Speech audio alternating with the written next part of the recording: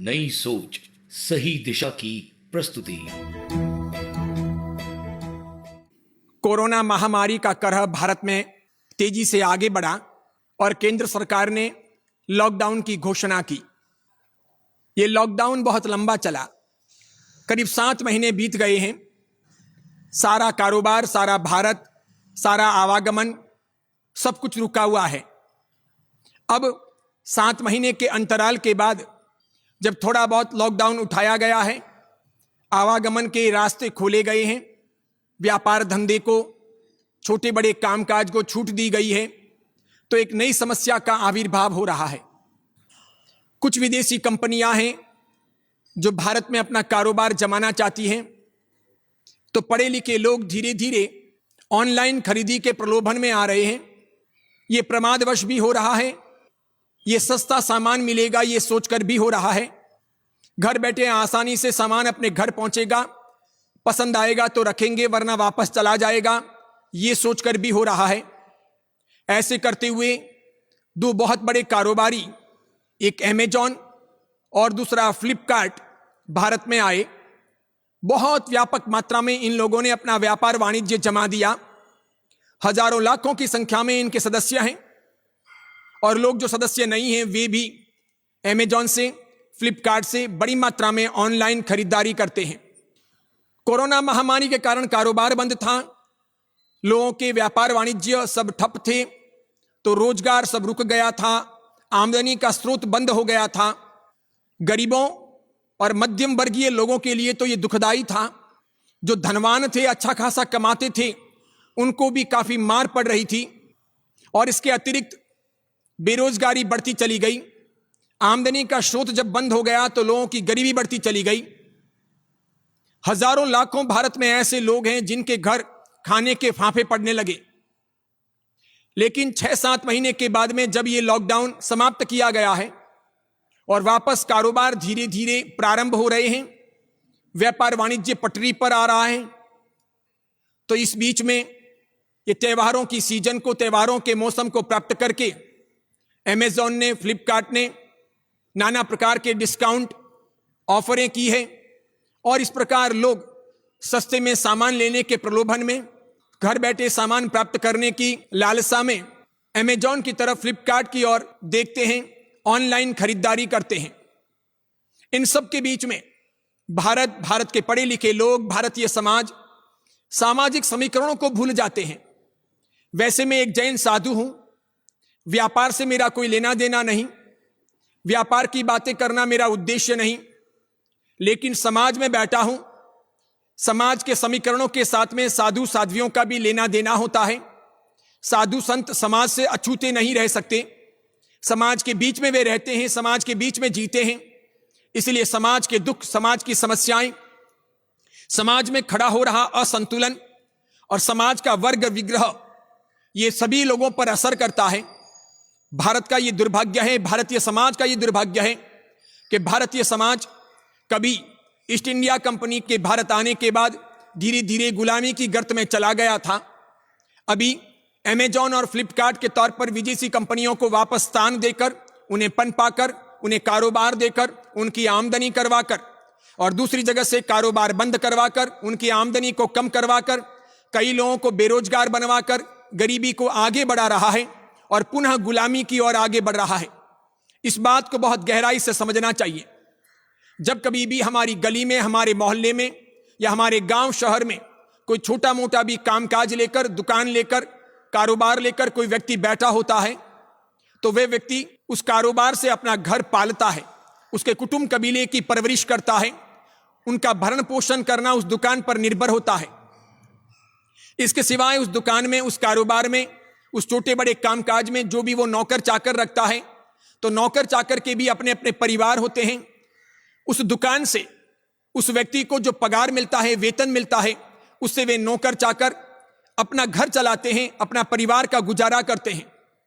जब अपने गली में, मोहल्ले में, बाजार में बैठे हुए व्यापारी या छोटे बड़े व्यवसायी, कोई लघु उद्योग वाले, कोई कुटीर उद्योग वाले, कोई लारी खुमचे वाले अगर बेरोजगार हो जाएंगे, उनको आमदनी नहीं होगी, इनकम नहीं होगी, वे कमा नहीं सकेंगे, तो विचार करो उनका घर कैसे चलेगा, उनके बाल बच्चे कैसे खाएंगे पिएंगे, उनके जीवन का क्या होगा, वे लोग सुख शांति से कैसे आगे बढ़ पाएंगे। उसी प्रकार उस दुकान में कारोबार में काम करने वाले जो नौकर चाकर हों, अगर दुकान की आमदनी नहीं हुई तो नौकर चाकर निकल जाएंगे, उन्हें निकालना पड़ेगा। इस प्रकार उन नौकर चाकर को भी जब आमदनी नहीं होगी, रोजगार नहीं मिलेगा, इनकम नहीं होगी, तो उनके परिवारों का क्या होगा। इस प्रकार जब हम कुछ स्थानों से ऑनलाइन बहुत बड़ी मात्रा में खरीदारी करते हैं, तब सब जगह से व्यापार सिमट करके कुछ लोगों के पास में जाता है। यानी जो पैसा, जो आमदनी हजारों लाखों को होनी थी और जिससे हजारों लाखों का गुजारा होना था, हजारों लाखों परिवारों का भरण पोषण होना था, सुख शांति पूर्वक चैन की नींद रोज वे सो सकें और 2 समय की सूखी रूखी रोटी भी वे खा सकें, ऐसा जो इंतजाम प्रकृति की ओर से सामाजिक समीकरणों के अनुसार परंपरा से चलता आया है, उसको हम तोड़ रहे हैं। हम अप्राकृतिक काम कर रहे हैं, सारे समीकरण खंडित कर रहे हैं। यह असामाजिक संतुलन की ओर गति हो रही है। ये एक प्रकार से परतंत्रता को बुलावा है।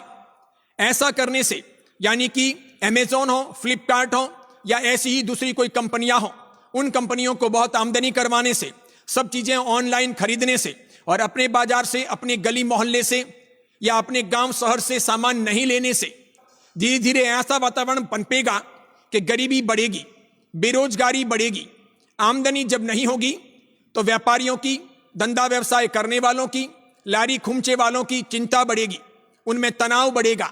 इन सब की वजह से बेईमानी बढ़ेगी, चोरी बढ़ेगी, अपराध बढ़ेंगे, आत्महत्याएं बढ़ेगी, शांतिपूर्वक आदमी जी नहीं पाएंगे, बाल बच्चे बिलखेंगे। यह अमानवीयता का आधार होगा, इससे कोई फायदा नहीं होगा।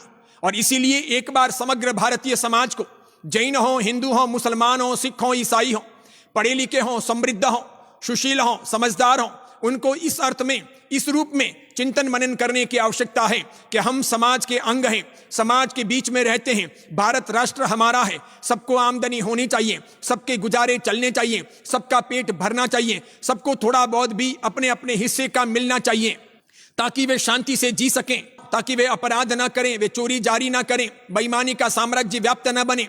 पूरा पैसा, पूरी आमदनी, सारा धनाढ्यता का आधार कुछ लोगों के पास में सिमट करके ना रह जाएं, ये उचित नहीं है। इससे सामाजिक संतुलन बिगड़ जाएंगे। ये समाज के लिए, राष्ट्र के लिए, धर्म के लिए हितावह नहीं है। ये एक अच्छे, समृद्ध, शांत, स्वस्थ समाज की निशानी नहीं है। बहुत आवश्यक है कि हम सोचें कि हम क्या कर रहे हैं। किसी जमाने में बहुराष्ट्रीय कंपनी के तौर पर ईस्ट इंडिया कंपनी भारत आई थी और अंततः वो अंग्रेजों को लाई। अंग्रेजों और पुर्तगालियों की गुलामी में उस ईस्ट इंडिया कंपनी की बहुत बड़ी भूमिका थी। वो व्यापार वाणिज्य के लिए आई थी। भारत के लोग उस जमाने में समझ नहीं पाए। आज तो भारत पढ़ लिख करके विद्वान हो गया है, लेकिन भारत के लोग आज भी समझ नहीं पा रहे हैं। अब भी विदेशी कंपनियां भारत आती हैं कारोबार के लिए और बड़ी मात्रा में हम उनको कारोबार देते हैं। भारत का पैसा बाहर जाता है। धड़ल्ले से वे लोग होलसेल के अंदर सामान खरीदते हैं, इसलिए जो बिचौलिए होते हैं उनको कुछ भी आमदनी नहीं होती। सीधे ही कंपनियों से वे लोग सौदा करते हैं, इसलिए उनको सामान सस्ते में मिलता है, तो डिस्काउंट में वे दे सकते हैं। मैं तो ऐसा सोचता हूं कि सामाजिक संतुलन के लिए, प्रेम के लिए, भाईचारे के लिए, मानवता का परिचय देने के लिए, दया और सहिष्णुता के लिए अपने गांव, अपने शहर, अपने बाजार, अपने गली मोहल्ले से ही सामान खरीदना चाहिए। समझो कोई अमेजॉन, कोई फ्लिपकार्ट थोड़े बहुत डिस्काउंट में सामान देते हो और उनका सामान सस्ता हो, वो ना लेकर के भी थोड़ा महंगा ही सही, 500-1000 रुपए किसी वस्तु के अधिक भी लगते हो, तब भी यहीं से सामान खरीदना चाहिए।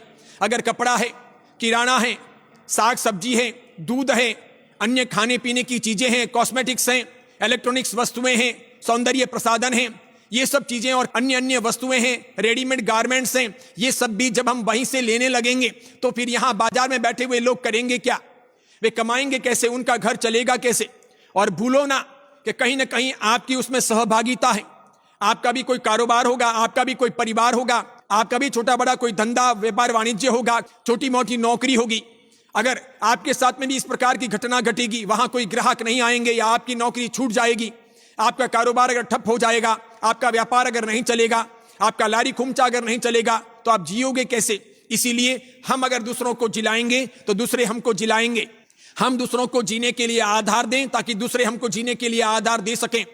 परस्पर उपग्रह करने जैसा है, परस्पर उपकार करने जैसा है और यह आवश्यक है। हम तो कैसा कर रहे हैं जो संस्कृति के विरोध में है, सभ्यता और संस्कारों के विरोध में है। ऐसी विदेशी कंपनियों को हम आमदनी करवा रहे हैं, और जो भारत के लोग हैं, शाकाहारी हैं, सभ्य हैं, सुशील हैं, अच्छे परिवारों के हैं, ईमानदार हैं, छोटा बड़ा कारोबार करके अपने जीवन का गुजारा चलाते हैं, उनको सपोर्ट नहीं कर रहे। ऐसा करने से क्या होगा? अनीति बढ़ेगी, अन्याय बढ़ेगा, व्यभिचार बढ़ेगा, विदेशी कंपनियों का बोलबाला बढ़ेगा, उनका कारोबार बढ़ेगा। इस प्रकार वे लोग आकर के हम पर हावी होंगे, संस्कृति नष्ट होगी, संस्कारों का ह्रास होगा, मांसाहार को प्रभुत्व मिलेगा, शाकाहारी जीवन शैली खंडित हो जाएगी। इसीलिए किसी भी हालत में व्यक्तियों को ऑनलाइन खरीदारी नहीं करनी चाहिए। थोड़ा सह करके भी अपने गली से, अपने मोहल्ले से, अपने बाजार से ही सामान लेना चाहिए। थोड़ा बहुत जरूर आप बार्गेनिंग करवा सकते हो, थोड़ा बहुत कम करवा सकते हो। ना भूलो कि कोरोना की महामारी के लॉकडाउन में ये आसपास में रहने वाले व्यापारी आपके खरीदारी के लिए काम आए। तब तो ऑनलाइन सब कारोबार बंद था, कोई आपको सामान देने पहुंचाने वाला नहीं था। यहां पर एक जियो मार्ट के तौर पर भारत की कंपनी का भी मैं उल्लेख करना चाहूंगा। ऑनलाइन ये कंपनी आ जाने के बाद बहुत बड़ी मात्रा में इसकी भी आमदनी होने वाली है। कुछ कारोबारियों को इसका लाभ मिलने वाला है, लेकिन इसी वजह से बहुत सारे कारोबारियों पर असर होने वाली है। अलग अलग इलाकों में जियो मार्ट कंपनी अपने लिए कोई ना कोई दुकानें निर्धारित करेगी। जैसे ही आप ऑनलाइन उसके वहां बुकिंग करवाओगे तो वहां से वो आपके नजदीक में जो कोई भी लोकेशन के पास में जो कोई भी स्थान होगा वहां से वो डिलीवरी करवाएगी। तो वो आमदनी किनको होगी? वो आमदनी उस दुकानदार को होगी, थोड़ी आमदनी जियो मार्ट को होगी। यानी कि जो छोटे मोटे दुकानदार हैं उन सबको लाभ नहीं होगा। नहीं तो सबको थोड़ा बहुत सांस जलते जलते कुछ मिलता है, उतना संतोष लेकर के जाकर के वे शांतिपूर्वक घर में सोते हैं। यानी ये बड़ी कंपनियों का आना, समूह में व्यापार करना, बड़े बड़े मार्ट स्टोर लगाना और इस प्रकार कारोबार करना, जैसे जियो मार्ट दूध का व्यापार, ब्रेड का व्यापार, फल फ्रूट का व्यापार, सब्जियों का व्यापार भी करेगी। और सुनकर के आप आश्चर्य करोगे कि जरूर वे वैष्णव धर्मी हैं, श्रीनाथ जी संप्रदाय के हैं, अंबानी परिवार के लोग, जियो मार्ट के मालिक, लेकिन फिर भी वे मछली और अंडे भी बेचेंगे। अब विचार करो, पैसों की ऐसी कौन सी तंगी है, कहां पैसा कम है कि जिनके घर में जैन लड़की बहू बन के आई है, जिनकी बिटिया जैन घर में गई है, और जो वैष्णव परिवार के रहे हैं, जहां पर मांसाहार, शराब, अंडे वगैरह कभी अकल्पनीय रहे हैं, सोचे भी नहीं जा सकते। अब उनको ऐसी कौन सी गरीबी आ गई या पैसों की ऐसी कौन सी आवश्यकता है कि उनको अपने जियो मार्ट जैसे में मछलियों को बेचना पड़े, अंडों को बेचना पड़े या नाना प्रकार की अन्य चीजें बेचनी पड़े। और इसीलिए एक सामाजिक समीकरण को बनाए रखने के लिए, समाज को शांति से जीने देने के लिए, सबके प्रति न्याय के लिए, किसी के प्रति अन्याय ना हो इसके लिए, ये मानवीय समाज मानवता पूर्वक शांतिपूर्वक जी सके, इसके लिए एक ध्येय होना चाहिए, लक्ष्य होना चाहिए, ऐसी सोच होनी चाहिए कि मैं अच्छी चीज खरीदूं, सस्ते भाव में लेने का प्रयत्न करूं, लेकिन जो कुछ भी लूं वो अपने आसपास से लूं, अड़ोस पड़ोस से लूं, बहुत दूर तक ना जाऊं, सबको आमदनी होने दूं, सबके जीवन का भरण पोषण करूं। एक मनुष्य होने के नाते, किसी समाज प्रांत का सदस्य होने के नाते, किसी धर्म का व्यक्ति होने के नाते मेरा दायित्व बनता है कि सबको जीने का अधिकार दूं। जियो और जीने दो, जियो और जिलाओ, दूसरों का भी भला करो तो अपना भला होगा, ये मानसिकता रखी जानी चाहिए और आगे बढ़ा जाना चाहिए।